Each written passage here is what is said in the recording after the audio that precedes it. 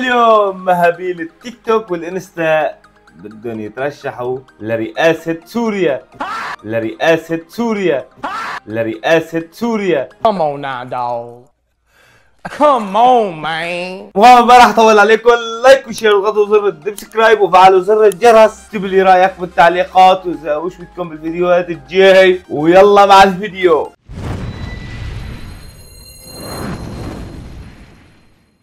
فيديو اليوم هن المهابيل. الله يقطع عنكم، الله يقطع عنا النت الهي. واول مرشح عنا هو الاستاذ شرتح، من اسمه مبين.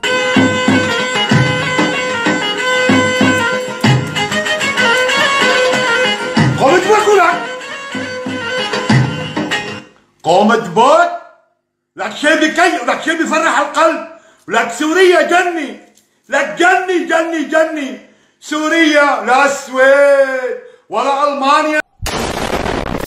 اذا اعلن من هذا المنبر انا الدكتور محمد صابر الشرتح رئيس سوريا القادم باذن الله تعالى اسقاط الائتلاف، مكون كل اعضاء الائتلاف، اسقاط الائتلاف لا يمثلون الشعب السوري. هؤلاء هم خون، ولسوف يتم محاكمتهم باذن الله حينما يتم تنصيبي على رئاسة سوريا. يا شباب شرتح يمثلني، هاشتاج شرتح يمثلني. والله انك يا شرتح شغله انت. ما في حرية، ما في حرية، ما في ديمقراطية، ما في احزاب ما عندي، ما في عندي عدالة الا العدالة بتطبق من خلالي ولاك بوجودي انا. عم تفهموا لك؟ امنياتكم وشهواتكم ولاك انا داعسها تحت صرميتي ولاك. بتبدا الامنيات والشهوات بالتنفيذ من عند الرئيس الحجاج شرتح، سيف الله بالحق، الحجاج شرتح. لا تقلع قرار لك روحي. العداله والمساواه بين الناس. عم تفهموا؟ واطلعوا برا على التيك توك واحكوا اللي بدكم اياه، وطعان بالشرتح مثل ما بدك انت ولاك، طالع نشح من تمك، جاي حط صرميتي بتمك ولاك، جاي حط صرميتي في تمك انا ولاك، غصب عن شاربك ولاك. واللي كنتوا زلم روح على المحفل الماسوني، وروح لعند عائلة ريتشارد، وروح لعند امريكا، روح لعند بريطانيا وفرنسا.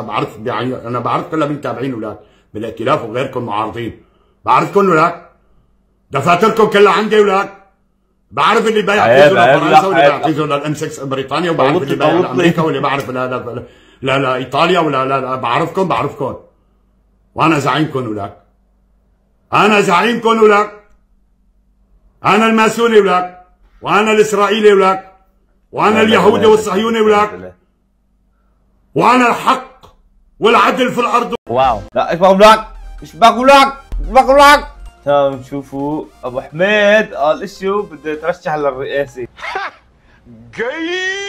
لا ومسايح حاله رئيس سوريا القادم يعني. وصلنا للعليا، وصلنا عبد الباسط. ثوري درعا بعتها من انت شمعه، ثوري درعا بعتها من انت شمعه، حمصيه نادي فزعه.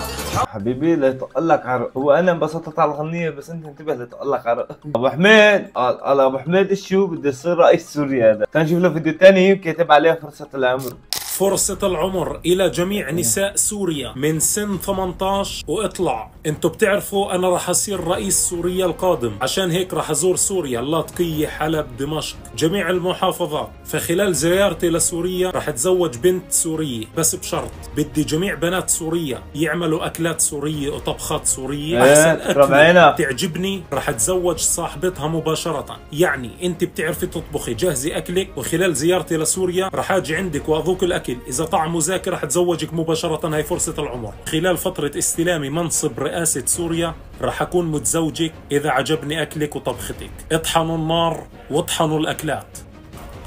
هلا هي الإشارة، يعني أنت جبت العم هي فيها يعني أنت تا وما عليك، بناخذك على قدك وبنطعمك شايبيات. الله احلى صينية شايبياتك، احلى صينية شايبيات لطعمك انت بس تعال.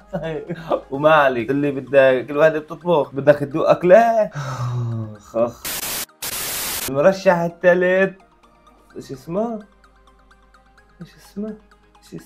Few moments later. المرشح الثالث بدر خلف.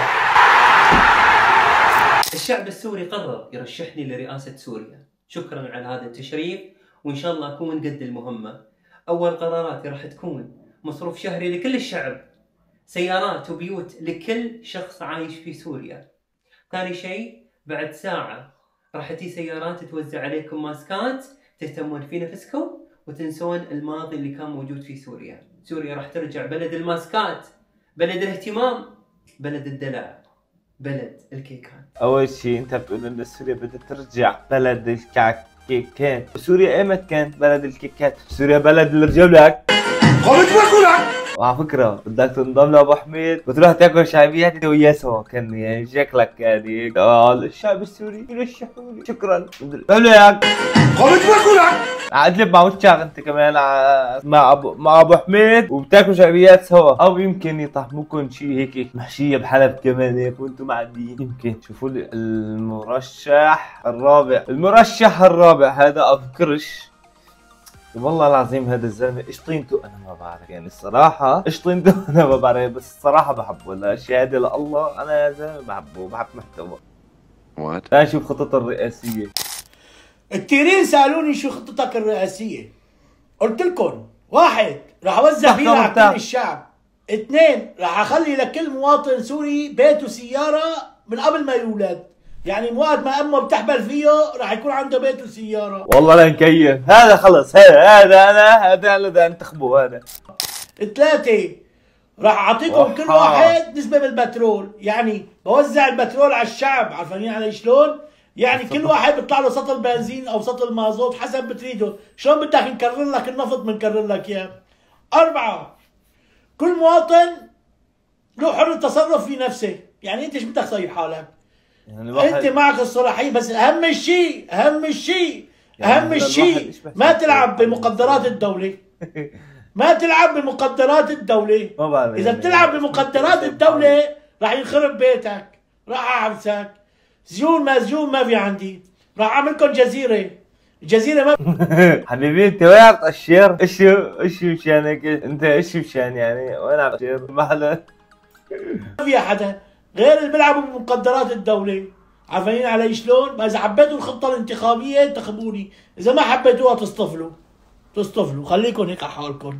والله بالنسبه انا لو ما قنينة البيرة لا كنت قلت لك بدي انتخبك يعني، بس يعني قنينة البيرة خدها حطها وين بدك حطها يعني على قولتك انت حر التصرف بحالك. وين بدك خذها يصير؟ وش بدك تسوي فيها؟ غير هيك والله بيت سيارة وايش كان اسمه وبترول، يعني والله خطتك حلوة بس يعني تنفيذها يعني ما شاء الله كثير سهل عم بقول لك. بس ما بعرف شو مجال التعليقات انت بتقراهم بربك. 2000 years later. ان شاء الله ما كنت طولت عليكم، ان شاء الله كان الفيديو عجبكم. اذا عجبكم حط لايك ولا تنسى الشير والسبسكرايب وبيس.